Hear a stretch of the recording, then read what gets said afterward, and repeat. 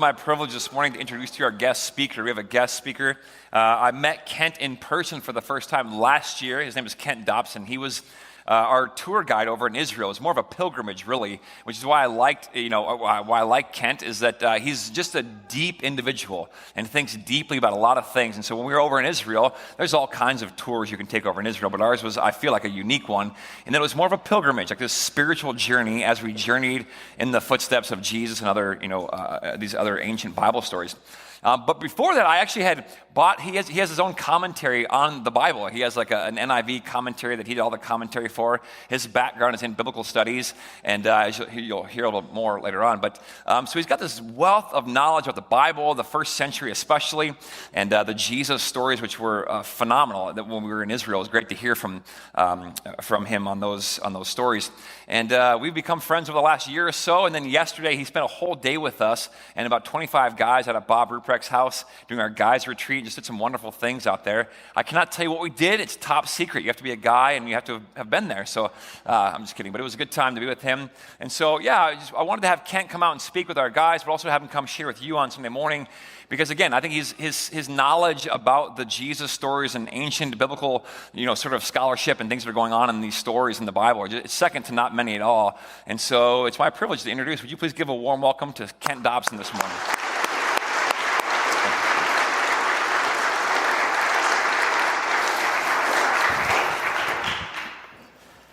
Yeah, hey everybody. It's nice to be here. It's nice to see so many people here. It's my privilege to be a part of this community for today. I felt very welcomed. It's a lively place, which is very encouraging. Because the first thing I want to say might sound a little discouraging. When I lived in Israel, I moved there to graduate school almost 20 years ago now.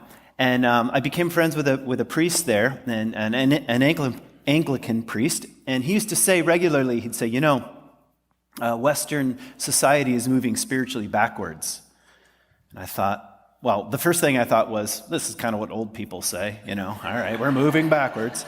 But I don't know, the more years that have ensued since first hearing that, there's something about that phrase that our Western culture, our Western world is moving spiritually backwards that seems true to me. It does seem like we've lost our mooring, like we're a bit adrift, and we don't know what to trust anymore. Basic values and decency seem to be like, water running through our hands. And not to mention, I could mention a whole bunch of really dark things, like politics. I know that that's not the thing you're supposed to say at the beginning of the sermon, start talking about politics, but it's almost as if our political landscape has become a kind of new religion. People are clinging on to it with almost like denominational fervor and fighting. And it seems to be like a strange time. Almost all traditions and institutions are being called into question. I don't know if you've noticed that or not. They're being questioned and pushed against and challenged. You can say, well, that's just what the next generation always does. And I say, well, perhaps, but there also seems to be something kind of that's spiritually backwards about our age. In fact, I flew here. I live in Georgia now. I used to live in Michigan. I just recently moved to Georgia. That's where my wife's from. And I was in the Atlanta airport. This is the largest airport in the world, apparently, or the busiest airport in the world. And I was sitting there on my phone. Okay, I'm not a saint. I'm sitting there on my phone. And I put my phone down for a second, and I looked up, and this is a very busy airport. And I'm not kidding you. I could not find one person who wasn't on their phone. Even the people walking. I thought, this is strange. Our culture is strange right now. And the values that we're promoting, like fame and glitz and whatever's quick and instant and is flashy and interesting and tantalizing, and that's at our fingertips all the time. And you wonder why people feel empty. You wonder why people feel empty and they're hungry for something more. And it seems to be like we're in that kind of age, kind of like my friend saying, the thing about Western culture is we're moving spiritually backwards. And you could say, okay, maybe we should be concerned, and maybe we should be concerned. And And I think about the time period of Jesus in light of some of this stuff, because interestingly enough, Jesus' time period, particularly the very beginning of Christianity, before it was a religion, it was just a little group of Jews who believed that Jesus was the Messiah. It wasn't like a formalized institution in any respect, was definitely a minority in the culture. Definitely 100% a minority. In fact, Judaism, about the time the first Christians were starting to wander around the Roman Empire, was banned. And the Romans came in and they destroyed the temple in 70 AD. I'm sure you've heard that story before. So the temple is destroyed. And then there's another war with the Jews in 135 AD. And the Jewish people themselves, not to mention all the Christians who were more or less Jews at that point, are sort of scattered to the wind here. And Christianity is not a legal religion. For 300 years, people, Christians, who were followers of Jesus, that's probably as simple as they would have called themselves, just were followers of Jesus, this Messiah figure from Galilee. Some of them had never even been to Galilee and never met, of course, not met Jesus in person, somehow still survived, which is interesting to me. Somehow it was attractive enough that you're sitting here, in other words. You're not Jewish. I mean, maybe some of you are, your heritage is, I don't know, but probably most of you are not. How did you end up here in this part of the world with a cross and with this whole conversation and with communion, this original meal that Jesus hands off to his disciples? How is that possible? How did that happen? And the first thing I'd like to say about the how of that is it wasn't because Christians had any power. In fact, they had zero power. Of the political kind. They had zero power. In fact, it was something of an underground movement, something of a countercultural movement. So when I hear things like Western culture is moving spiritually backwards, I think, okay, that might not be such a good thing, but I don't know how much of a problem that is when you think about the origins of Christianity, when you think about how the thing was set up in the first place. So what I want to ask today actually comes out of the gospel reading this morning, and that is, how did this movement work?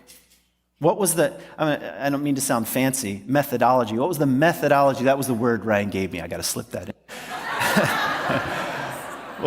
What was the methodology used to, I don't want to say make this attractive, because I don't think Christianity was like a sales job.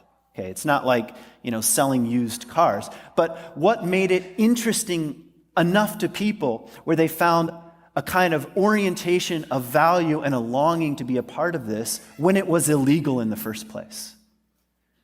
And the answer to that is already right at the beginning of this scripture reading that we started with. This is how Jesus begins. He says, "Come follow me." That's about as straightforward as you can get. He doesn't say, okay, wait a minute. I need you to believe 5 things, all right? And here's a little, list, and you check them off. He says, just come and find out what I'm doing. That's it. Come follow me. And apparently they say, okay. Maybe they didn't have anything better to do. They're like, fishing's boring today. Let's go. But that's how it begins. And we call those people the disciples. The passage that we just read is the calling of the disciples. Now, I want to read you briefly the very end of the Gospel of Matthew. So, just to reiterate, Jesus begins by calling disciples, and this is the final thing he says to them. He says, "All authority in heaven and earth has been given to me. Therefore, go make disciples of all nations, baptizing them in the name of the Father, Son, and the Holy Spirit, and teaching them everything that I've commanded you. And I'll go with you always till the very end of the age." So he begins by saying, hey, come and find out what I'm a part of. Come be a disciple. And he ends by saying, okay, go make disciples. Do you feel how utterly simple that is?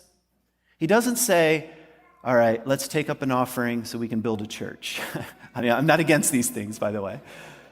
But he doesn't say, make sure you set up a nice hierarchical system, and here are the 5 doctrines that you need. And he just says, go make disciples. And he says, I'll go with you in a kind of a mysterious way. He doesn't actually say how, but he's like, I'll be with you in spirit. I'll go with you to the very end of the age, but all you have to do is do the thing that we've been doing, which is go make disciples. So the first question I have is, what is that? What is a disciple? And that might be, we could talk for the next hour or the next 10 years about such a question. By the way, I used to be an evangelical pastor, so 20 minutes isn't long enough for any kind of talk, so I'll try to be. So I'm not saying that's better. 50 minutes, you're like, whoa, this is a lot. In any case, what can we say in just a few minutes about the essence of being a disciple? And I want to say a few things, and I want to start, of all things, with a kind of history lesson, because I can't help it, and that's my background, and that's interesting to me, so I'll try to make it interesting to you. Because here's something that's true about the word disciple and rabbi that's associated with it. So Jesus is the rabbi, and of course the disciples are the disciples. Is that it's not mentioned anywhere in the Old Testament. There are no rabbis. Anywhere in the first half of the Bible that's, sitting under your pew. No mention of disciples, no mention of rabbis. It's completely new. It seems to come out of the blue. That's the first take. And we would want to be curious about that. Well, where did that come from and why? Why was this suddenly important in the first century? And of course, if we know a little bit of information about that, we can then ask, why would Jesus say, this is the thing I want you to carry forward? So, here's my brief history lesson. I'm sorry, there's a lot of young people today like, oh, great, here we go. In 586 BC, the Babylonians destroyed the first temple. So this was Solomon's temple, if you're familiar with any of the Old Testament narrative here. So Solomon built the temple. It was destroyed by the Babylonians in 586. And the Jews were taken into exile. This is actually in the Old Testament. This whole story is in the Old Testament. The Jews are taken into exile. And interestingly enough, they do fairly well in Babylon. The Babylonians get conquered by the Persians.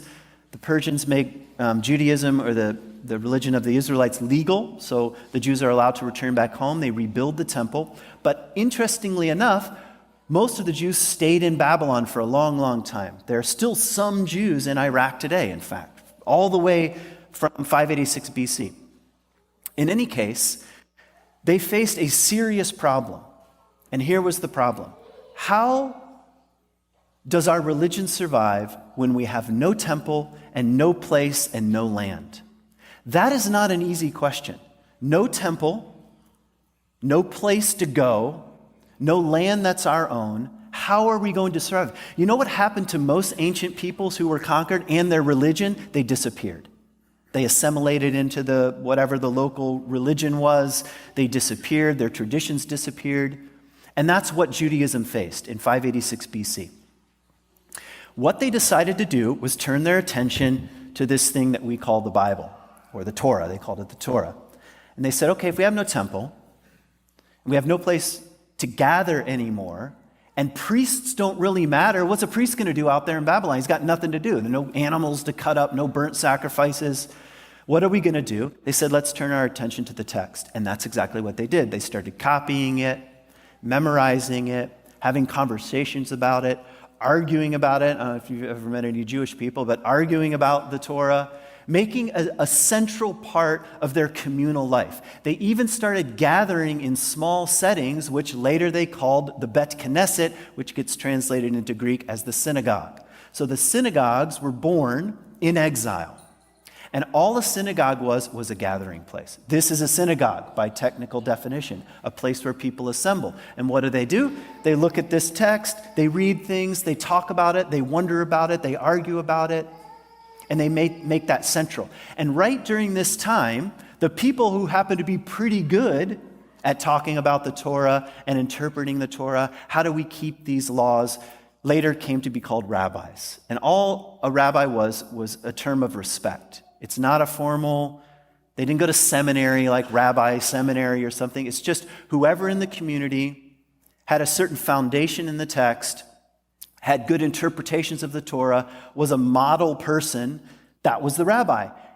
And then if you were wanting to study with the rabbi, you could do so. And thus you have the system of rabbi-disciple. So when Jesus comes onto the scene, when people start calling him rabbi, we know right away he's an expert in the Torah. And he's like living a life that is worthy of emanating in some way. And if you like that sort of thing, you're attracted to it, you can become a disciple of that particular rabbi. Now there's, by the way, a slight difference. Most of the time, you started following a rabbi usually around the age of like 14, something like that. I'm just giving you general numbers from like, scholarship is a bit tricky when it comes to this question, how old were the disciples? But most of the time, it's young people who begin a life following a rabbi around. It's not like 40-year-old guys with beards, like, all right, Jesus, let's go do something. I mean, more than likely, the disciples who are fishing are just young people. And then they get to follow Jesus around for a while. They learn from him. They put into practice his teachings, that sort of thing. Have I made sense? Yep. Now, here's the simplest definition I can give you as to what a disciple is. The word is talmid in Hebrew, if you want to know the word, but it means student. Now, that's not like a big shock, I'm sure, but think about the difference between being a student and an expert. And what Jesus is saying is, I want students. And the very last thing he says to his students is, go find more students. He doesn't say, okay, now you get to graduate, and I'm going to give you a special wand that's going to be your rabbi wand, and now you're an expert. He says, no, remain students. Think about Jesus' line, unless you change and become like a child, you cannot enter the kingdom of heaven. Now, I have kids, so I know everything. Okay, I'll just be more direct. What is a kid? How does a kid move and operate in the world? Well, with a lot of curiosity, a lot of wonder, a lot of questions, a lot of challenges. I don't know if my kids, they don't always listen, all right? But that kind of spirit is what Jesus is saying. This is the center of my movement. I want students. I want them to be like kids. I want them to be open and curious and learn and put this stuff into practice. And that's my big idea for spreading the gospel. And he leaves it at that. You go do it. And apparently, they took it seriously enough that you're here. They took that model seriously enough that you and I are somehow a part of this. Are disciples in our own way. So you can begin to ask yourself questions like, well, what's my relationship with being a student of this? By the way, I think churches might fare a little better. The fastest growing group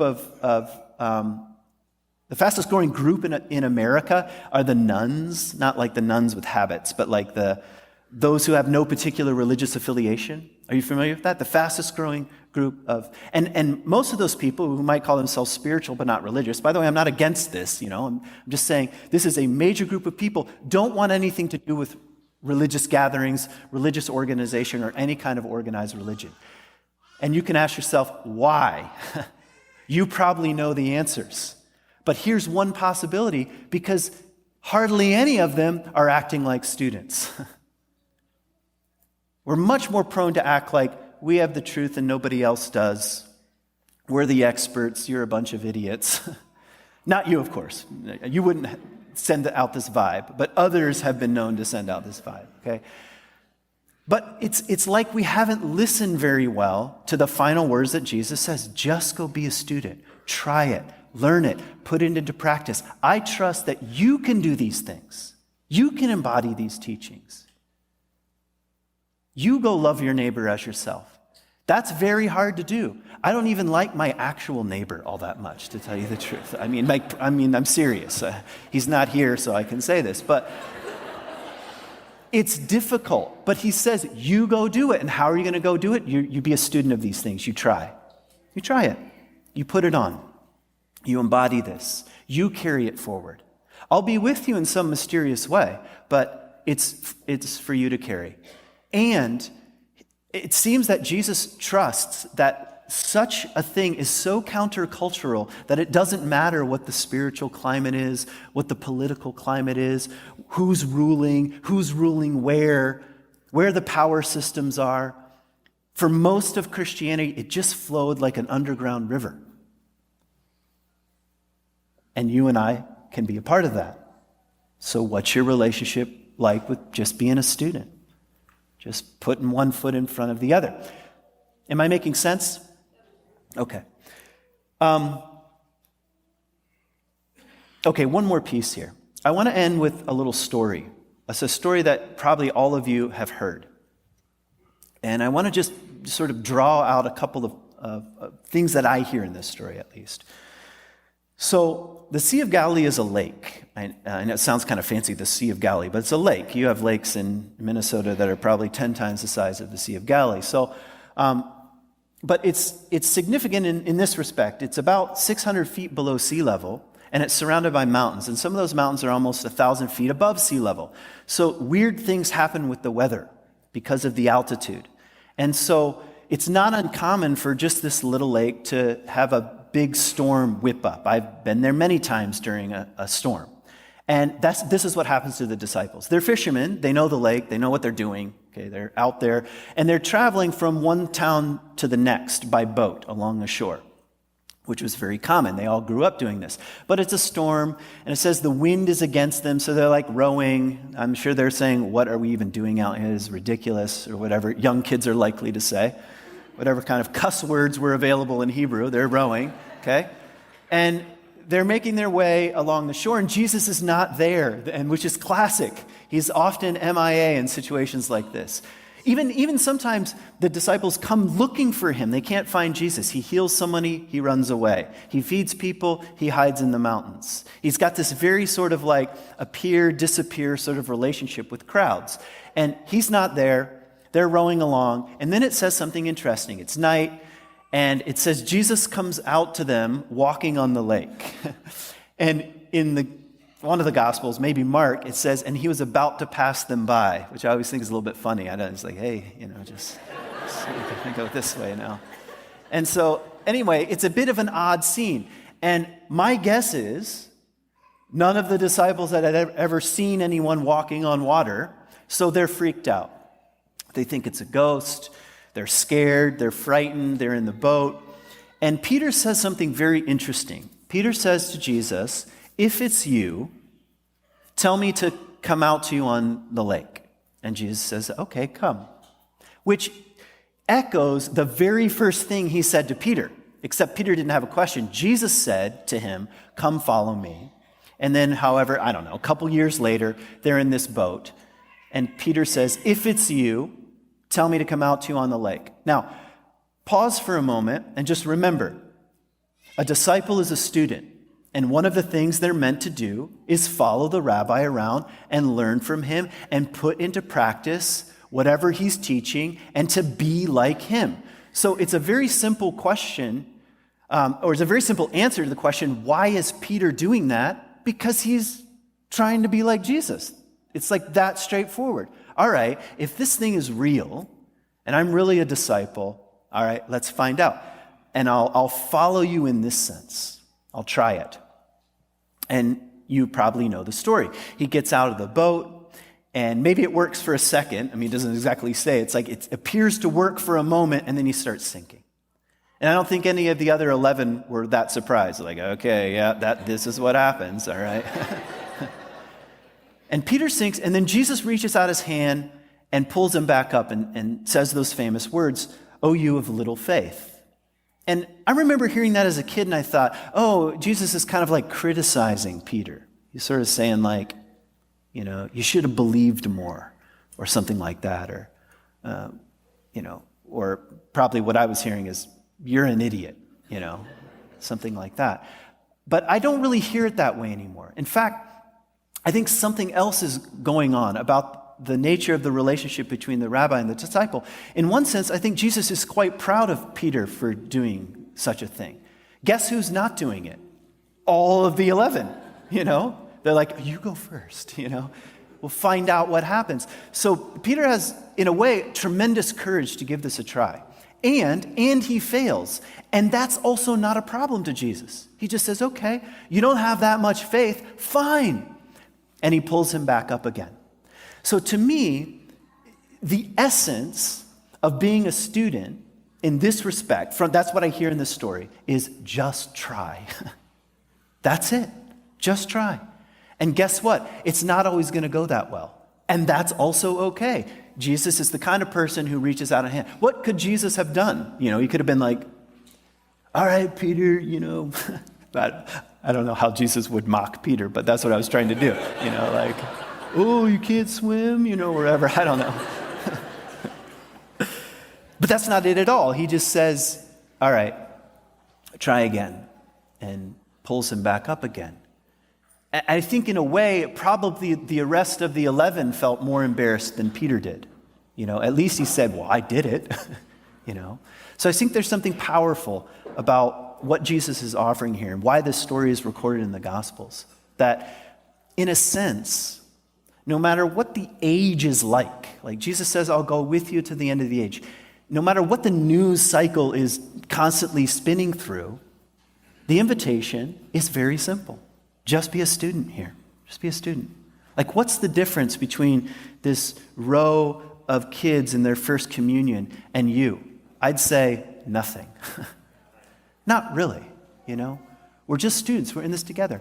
Jesus, by the way, says, let no one on earth call you rabbi. Let no one on earth call you rabbi. For you have one rabbi, the Messiah. That means we're all students. You're a disciple. I'm a disciple. You have some faith.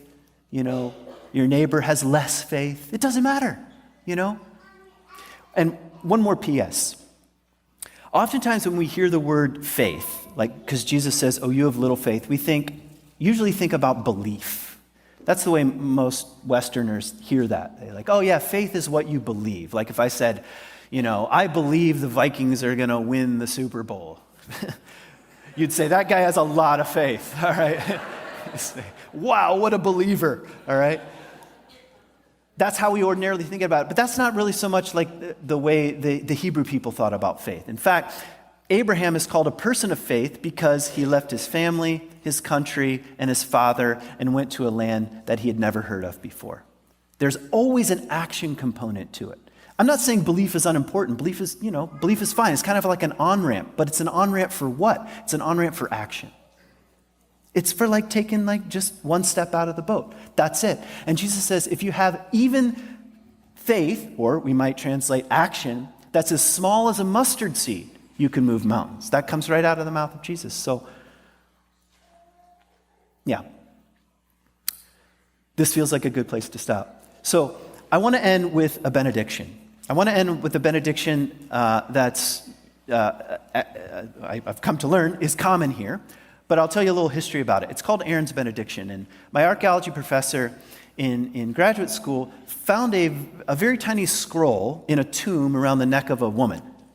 And it was a very tiny scroll, and he was unsure how to unravel it because, I don't know when the last time you unraveled a silver scroll was, especially an ancient one.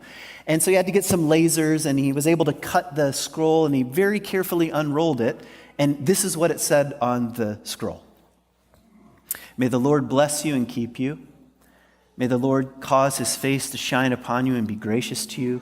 May the Lord lift up his countenance upon you, and may he give you shalom, peace. Thanks for listening. Amen.